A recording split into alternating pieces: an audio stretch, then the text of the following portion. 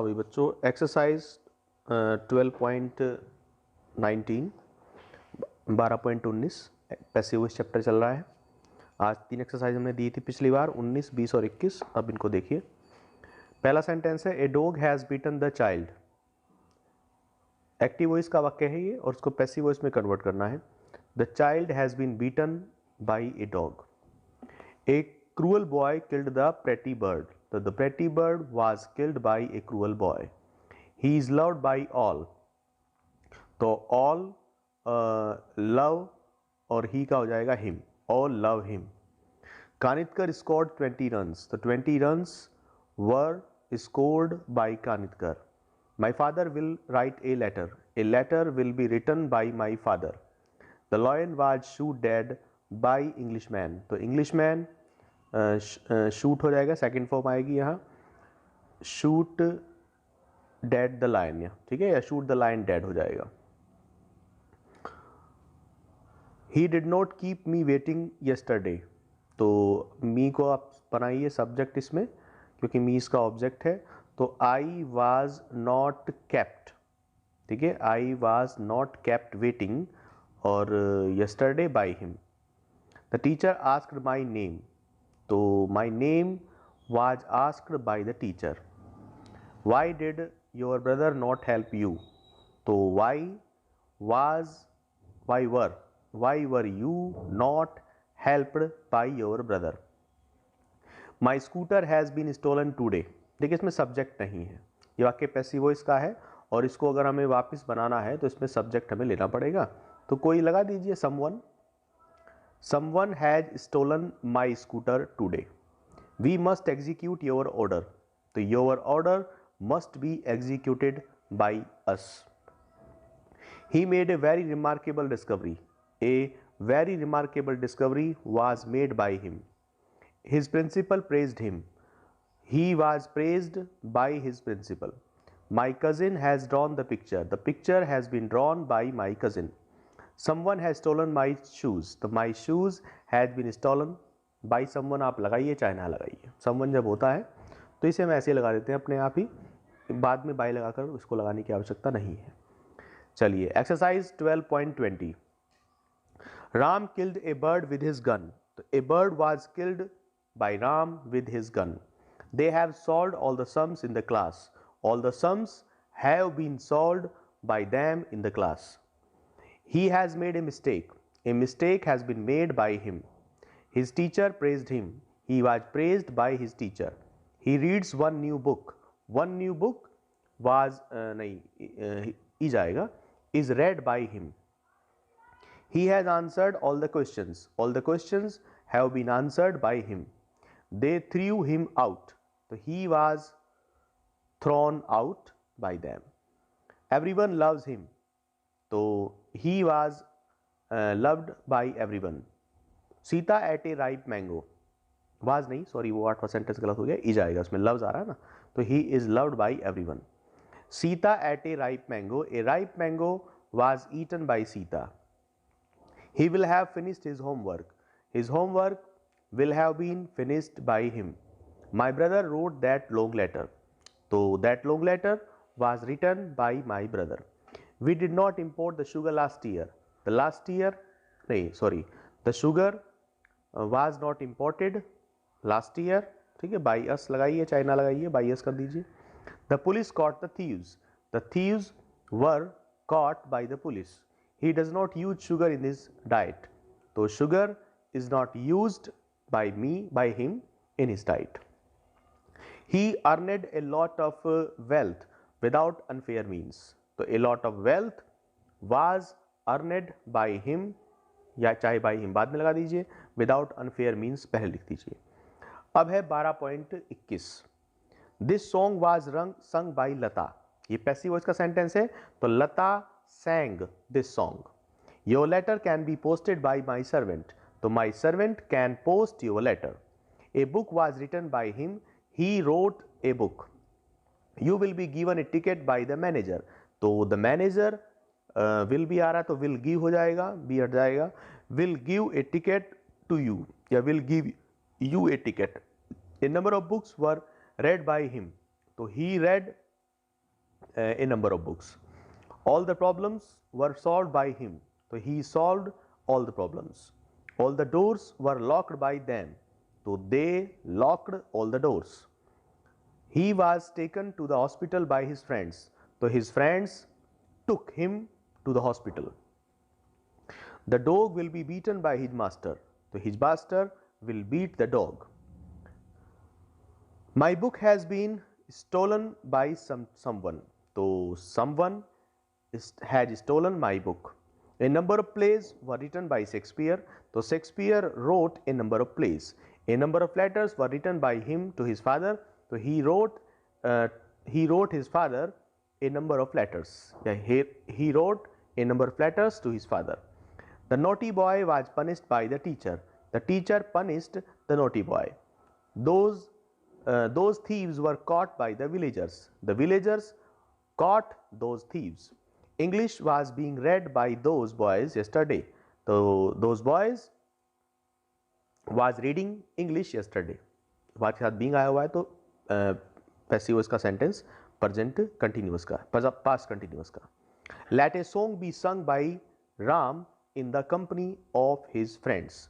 तो ये हो जाएगा कि let Ram sing a song. Let Ram sing a song in the company of his friends. The Ramayana was written by Tulsidas in Hindi. तो Tulsidas wrote the Ramayana in Hindi. ठीक है, इस प्रकार ये पैसिव वॉइस का chapter पूरी तरह से कंप्लीट हो गया है. अब इसमें सिर्फ आपकी जो बोर्ड एग्जामिनेशन पेपर्स में आई हुई एक्सरसाइज हैं, जिनके सभी सेंटेंसेस ये जो हमने पीछे से एक्सरसाइज कराई है सारी, इन सब में आ गए होंगे. इनको आप खुद प्रैक्टिस कीजिए.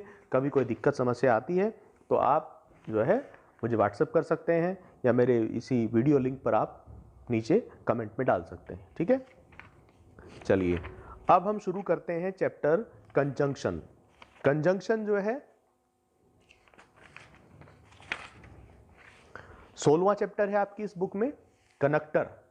कंजंक्शन मतलब दो शब्दों को, वाक्यों को जोड़ने वाला शब्द होता है. ठीक है, जैसे आपने सिंपली कहीं एंड देखा होगा, एंड बट लगा रहता है, एंड लगा रहता है, तो वो कंजंक्शन होता है. कंजंक्शन मुख्य रूप से दो प्रकार के होते हैं. एक होता है आपका सबऑर्डिनेट कंजंक्शन और एक होता है कोऑर्डिनेट कंजंक्शन. कोऑर्डिनेट कंजंक्शन और सबऑर्डिनेट कंजंक्शन में क्या अंतर है, इसको समझने से पहले आपको क्लॉज को समझना होगा. Clause, CLAUSE. क्लॉज का भी वैसे इसमें एक अलग चैप्टर है आपकी किताब में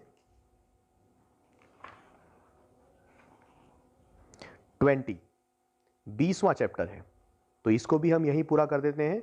20वां चैप्टर है क्लॉजेस. तो क्लॉज किसे कहते हैं?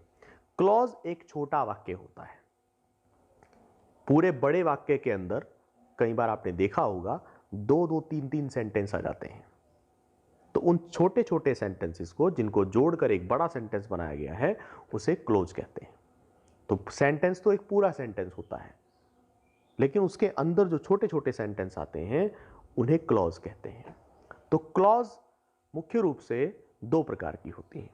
एक प्रिंसिपल क्लॉज और एक होती है subordinate clause. Principal clause, clause उस पूरे सेंटेंस का मुख्य हिस्सा, मुख्य वाक्य, और सबऑर्डिनेट क्लॉज आश्रित वाक्य जो उस प्रिंसिपल क्लॉज के ऊपर आश्रित होता है. जैसे हम सेंटेंस लिखते हैं कि अध्यापक ने कहा कि मैं कल तुम्हें नहीं पढ़ाऊंगा. अध्यापक ने कहा कि मैं तुम्हें कल नहीं पढ़ाऊंगा. तो देखिए इसमें अध्यापक ने कहा, यह मुख्य बात है, क्योंकि जो अगली बात है मैं तुम्हें कल नहीं पढ़ाऊंगा, यह अध्यापक ने तो कही है. अध्यापक ने कहा, इसमें दो सेंटेंस है वाक्य में, एक अध्यापक ने कहा और एक मैं तुम्हें कल नहीं पढ़ाऊंगा. तो ये जो दो सेंटेंस हैं ये इसमें क्लॉज हैं, और ये जो दो क्लॉज हैं इसमें से जो अध्यापक ने कहा वाली क्लॉज है वो प्रिंसिपल क्लॉज है, और जो दूसरी क्लॉज है वो इस पर आश्रित है. उसका अपना कोई अर्थ नहीं है, क्योंकि वो इस पहले वाक्य में जो सब्जेक्ट आया हुआ है उसी ने तो कही है. तो इस प्रकार से जो प्रिंसिपल क्लॉज होती है वो मुख्य क्लॉज होती है, मेन, और दूसरी क्लॉज उसी पर आश्रित होती है. तो इस प्रकार प्रिंसिपल क्लॉज और सबऑर्डिनेट क्लॉज. ये दो क्लोज आपको समझ में आ गई होंगी। अब हम जानते हैं सबऑर्डिनेट क्लोज के बारे में। सबऑर्डिनेट क्लोज तीन प्रकार की होती है, नाउन क्लोज, एडजेक्टिव क्लोज और एडवर्ब क्लोज, तीन प्रकार की। देखिए नाउन क्लोज, नाउन क्लोज जो नाउन की तरह काम करती है। आपने नाउन पढ़ा है, आप जानते हैं नाउन किसी भी जो है वाक्य के अंदर सब्जेक्ट बन के आता है, ऑब्जेक्ट बन के आता है, किसी प्रीपोजिशन के बाद भी ऑब्जेक्ट बन के आ जाता है। ठीक है, मान लो हम कहें राम रीड्स ए बुक, तो इस वाक्य में देखिए आप सब्जेक्ट कौन है, राम जो कि नाउन है। बुक कौन है, बुक क्या है, वो भी नाउन है, ऑब्जेक्ट है वाक्य का। तो सब्जेक्ट भी नाउन है, ऑब्जेक्ट भी नाउन है। इसके अलावा प्रीपोजिशन, अगर हम प्रीपोजिशन की बात करें तो जैसे हम कहते हैं कि भाई ही गोज टू स्कूल, तो देखिए टू क्या है, प्रीपोजिशन, टू के बाद स्कूल आया हुआ है, स्कूल भी नाउन है। तो नाउन को पहचानना बड़ा आसान है किसी भी सेंटेंस के अंदर। हमने आपको नाउन की अलग अलग डेफिनेशंस भी बता रखी हैं कि किसी वस्तु, व्यक्ति या स्थान के नाम को संज्ञा कहते हैं। लेकिन जब इंग्लिश का कोई सेंटेंस या हिंदी का कोई सेंटेंस आता है तो उसमें भी हम नाउन को पहचान सकते हैं।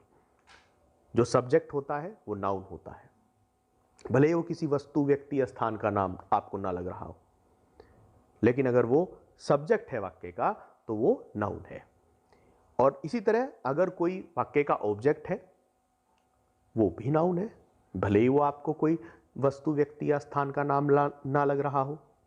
तो इस प्रकार से कई बार ऐसा होता है कि नाउन किसी वस्तु, व्यक्ति या स्थान का नाम नहीं होता, वो कोई क्लॉज भी हो जाता है, छोटा वाक्य है, वो भी पूरा एक नाउन की तरह बनकर आता है। ठीक है, जैसे हम कहें कि what he says is wrong या इज फॉल्स। अब इस वाक्य में आप देखिए what he says is false, is wrong, जो भी आप कहो, इसमें जो इज आया हुआ है, इज एक वर्ब है। तो इस वर्ब का सब्जेक्ट क्या है, ये वर्ब, जैसे आप किसी आम सेंटेंस में इज लगाते हैं तो वो इज किसी कर्ता के हिसाब से तो लगाते ही है ना। अगर हम कहते हैं कि राम एक अध्यापक है तो आप क्या करेंगे, राम इज ए टीचर करेंगे, तो उसमें आपने इज किसके हिसाब से लगाया, राम के हिसाब से लगाया। तो जो मैंने ये सेंटेंस आपको बोला है कि भाई what he says is wrong, तो इसमें इज किसके लिए आया हुआ है, व्हाट ही सेज, जो वह कहता है, जो वह कहता है, व्हाट यहां जो के लिए आया हुआ है, ही सेज वह कहता है, प्रेजेंट इंडेफिनिट का वाक्य है, जो वह कहता है, इज मैंने है, रॉन्ग मैंने गलत। तो अब इस सेंटेंस में आप देखिए इज किसके लिए आया हुआ है, इज का सब्जेक्ट कौन है, क्योंकि जब कोई वर्ब वाक्य में आती है उसका कोई सब्जेक्ट तो जरूर होता है। तो इसका इज का सब्जेक्ट कहां है, तो आपको पता होगा या आप पहचान सकते हैं आप कि किसी भी वर्ब का सब्जेक्ट उसके ठीक सामने रखा होता है। तो यहां भी इज का सब्जेक्ट इज के ठीक सामने। अब इज के सामने कौन है, ये पूरा सेंटेंस है, व्हाट ही सेज। अब ना तो देखिए किसी वस्तु का नाम है, ना ये किसी व्यक्ति का नाम है, ना किसी स्थान का नाम है, ये एक छोटा सा वाक्य है। तो इस छोटे से वाक्य ने इस पूरे बड़े वाक्य के अंदर कर्ता का काम किया है, सब्जेक्ट का काम किया है, और सब्जेक्ट होता है नाउन, तो इसलिए इसको नाउन क्लॉज कहा जाता है। इसी तरह दूसरा होता है एडजेक्टिव क्लॉज। एडजेक्टिव क्लॉज जो किसी का एडजेक्टिव बनकर आएगा। आपने नाउन, एडजेक्टिव सब पहले पढ़े हैं, नाउन भी पढ़ा है, एडजेक्टिव भी पढ़ा है और एडवर्ब भी पढ़ा है। एडजेक्टिव है जो बनकर आता है किसी का विशेषण, विशेषता। अब अगर वो विशेषता कोई सिंगल वर्ड में है, राम एक अच्छा लड़का है, तो यहां लड़के की विशेषता अच्छा सिंगल वर्ड में है तो वो एडजेक्टिव है। अगर यही विशेषता मैं एक पूरे सेंटेंस में बोल दूं, जैसे मैं कहूं कि भाई मैं एक लड़के से मिला जिसके बाल सुनहरे थे। अब देखिए यहां लड़के की विशेषता मैंने क्या बताई है, जिसके बाल सुनहरे थे। एक पूरा सेंटेंस मैंने उसके बारे में बोला है। तो इस प्रकार जब आप किसी नाउन की विशेषता एक पूरे सेंटेंस के रूप में बोलेंगे तो उसे एडजेक्टिव क्लॉज कहा जाता है।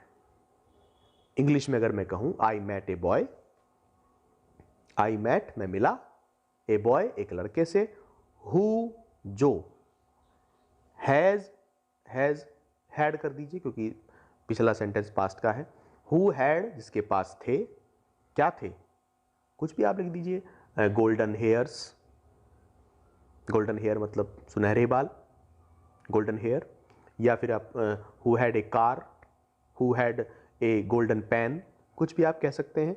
तो यहां देखिए बॉय की विशेषता क्या आई है, ये जो आगे पूरा सेंटेंस दिया हुआ है, who had a pen, who had a car, ठीक है। तो इस प्रकार जब आप किसी एक नाउन की विशेषता एक पूरे सेंटेंस में बताते हैं तो उसे एडजेक्टिव क्लॉज कहा जाता है। तो इसी तरह से एडवर्ब, अब आपने एडवर्ब भी पढ़ा है। एडवर्ब क्या होता है? एडवर्ब होता है जो नाउन और प्रोनाउन को छोड़कर बाकी सबकी विशेषता प्रकट करता है। ये आपने एडवर्ब में पहले पढ़ा है, अगर आपको भूल रहे होंगे तो मेरी पिछली वीडियोस को आप बार बार देखिए, एडवर्ब का वीडियो देखिए, वहां पहचान जाएंगे। अगर आप एडवर्ब को पहचानते हैं तो एडवर्ब क्लोज को पहचानना कोई बड़ी बात नहीं है। एडवर्ब जो है समय प्रकट करने वाला शब्द, स्थान प्रकट करने वाला शब्द, तुलना प्रकट करने वाला शब्द, ठीक है, इसके अलावा कारण प्रकट करने वाला शब्द, ठीक है। तो ये जो शब्द होते हैं ये सब एडवर्ब होते हैं। अब अगर ये सिंगल वर्ड में आते हैं तो आप इनको एडवर्ब कह सकते हैं। मान लो मैं कहता हूं कि भाई आई विल स्टे, मैं रुकूंगा, हियर यहां पर, बाई 6 o'clock 6 बजे तक। आई विल स्टे, मैं यहां पर रुकूंगा, कब तक? By yesterday, by tomorrow, yesterday तो फिर पीता हुआ काल हो जाएगा, बाई टुमारो कल तक रुकूंगा, बाई 6 o'clock 6 बजे तक रुकूंगा, बाई 10th जनवरी, कुछ भी आप डेट देना चाहते हो तो एक समय आपने दिया सिंगल वर्ड में तो वो एडवर्ब हो गया। लेकिन अगर आप ये एडवर्ब एक पूरे सेंटेंस के रूप में दे दे कि भाई मैं यहां रुकूंगा, I will stay here till you come. Till एक कंजंक्शन है जो अगले सेंटेंस को जोड़ने में काम आता है। टिल कब तक, यू कम तुम आते हो, कि जब तक तुम आओगे तब तक मैं यहाँ रहूंगा, ठीक है। तो इस प्रकार आपने देखा कि टिल यू कम एक पूरा सेंटेंस आपने इसमें जोड़ दिया, तो ये आपका एडवर्ब क्लोज हो गया। जो आपने सेंटेंस जोड़ा है इसने आपका बताया तो टाइम ही है ना कि आप कब तक रुकेंगे, बस वो टाइम एक सिंगल वर्ड में नहीं है, पूरा सेंटेंस के रूप में बताया गया है। तो जो आपने ये पूरे एक सेंटेंस के रूप में एडवर्ब बताया है, समय बताया है, तो वो हो गया आपका एडवर्ब क्लोज। तो इस प्रकार से आप सबऑर्डिनेट क्लोज को 3 भागों में पहचान सकते हैं, नाउन क्लोज, एडजेक्टिव क्लोज और एडवर्ब क्लोज। अब कंजंक्शन जो चैप्टर हमने आज शुरू किया था वो इन क्लोज से कैसे संबंधित है। देखिए प्रिंसिपल क्लोज से वाक्य स्टार्ट होता है, या चलो सबऑर्डिनेट क्लोज से भी स्टार्ट हो सकता है, लेकिन प्रिंसिपल क्लोज तो वाक्य का मुख्य हिस्सा है, वो तो मेन है। उसके साथ जब आप कोई सबऑर्डिनेट क्लोज जोड़ते हो, जब आप कोई छोटा सा दूसरा वाक्य उसके साथ जोड़ते हो, तो ये जोड़ने का काम कंजंक्शन करता है, ठीक है। प्रिंसिपल क्लोज और सबऑर्डिनेट क्लोज, इनको जोड़ने का जो काम करता है वो कंजंक्शन करता है। जैसे हमने आपको पहला नाउन का सेंटेंस बोला था व्हाट ही सेज, तो देखिए व्हाट आया हुआ है। कंजंक्शन सबऑर्डिनेट क्लॉज की शुरुआत जो है वो किसी कंजंक्शन से ही होती है। दैट, व्हाट, व्हाई, कोई भी क्वेश्चन वर्ड आ सकता है, वो सब कंजंक्शन के रूप में होते हैं। दैट भी आ सकता है, तो सबऑर्डिनेट क्लॉज की शुरुआत किसी कंजंक्शन से जरूर होगी। तो ये जो हमारे कंजंक्शन है ये इस तरह से 2 क्लॉजेस को जोड़ने के लिए प्रयोग होते हैं। एक क्लॉज और होती है, अगर इस प्रकार से ना हो हिसाब कि भाई एक मुख्य है क्लॉज, दूसरी उस पर आश्रित है, अगर दोनों ही क्लॉज मुख्य हो, दोनों ही क्लॉज जो है एक जैसी हो, उनका आपस में कोई लिंक ना हो इस तरह का, तो उन्हें बोलते हैं कोऑर्डिनेट क्लॉज। क्या बोलते हैं? कोऑर्डिनेट। कोऑर्डिनेट क्लॉज जो होती हैं वो दोनों स्वतंत्र होती हैं। अगर मैं कहता हूं कि भाई मैं आगरा गया और मैंने ताजमहल देखा, अब देखिए 2 सेंटेंस आए हुए हैं, मैं आगरा गया, I went to Agra, and I saw the ताज, और मैंने ताजमहल देखा। ये दोनों सेंटेंस इस प्रकार के हैं कि अगर इनमें से आप किसी भी एक सेंटेंस को नहीं बोलते हैं तो दूसरा सेंटेंस अपना पूरा अर्थ निकालेगा। मैं आगरा गया, बस ठीक है, सेंटेंस यहां पर खत्म हो रहा है। मैंने ताजमहल देखा, सेंटेंस खत्म हो रहा है।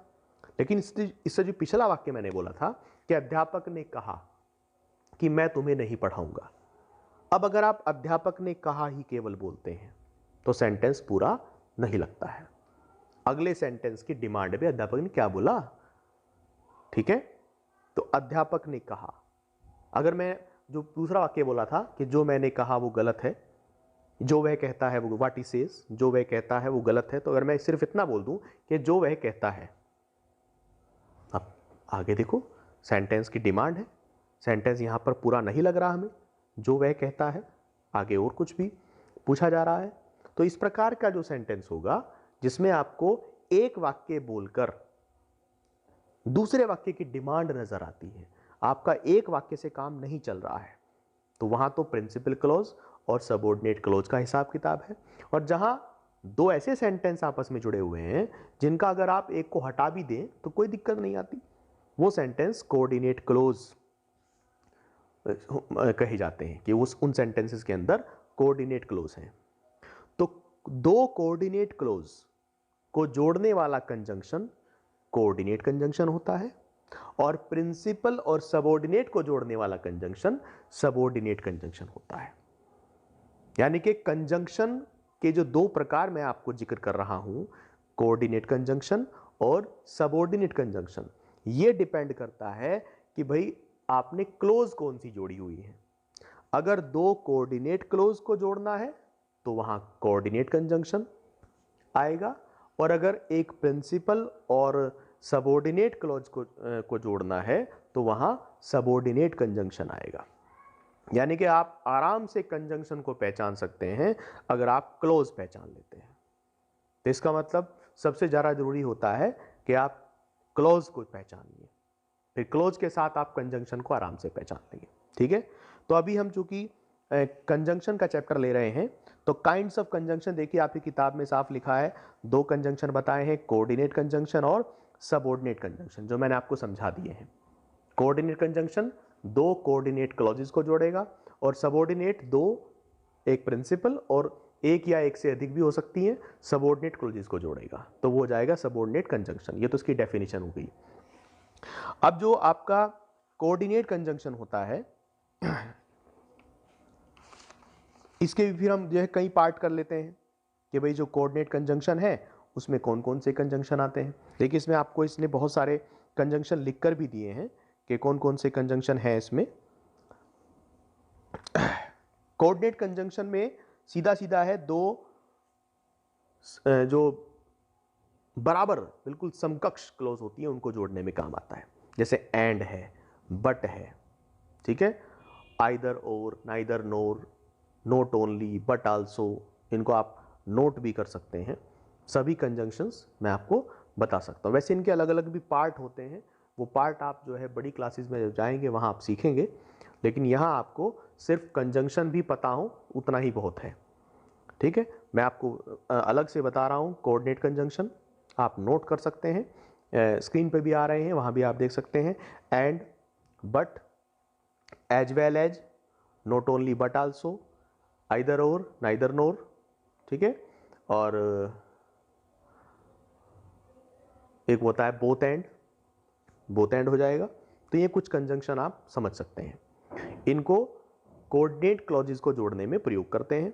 ठीक है, या दो ऐसी शब्दों को भी आप जोड़ सकते हैं जो बिल्कुल सेम है, एक जैसे हैं, वाक्य में एक जैसा काम कर रहे हैं।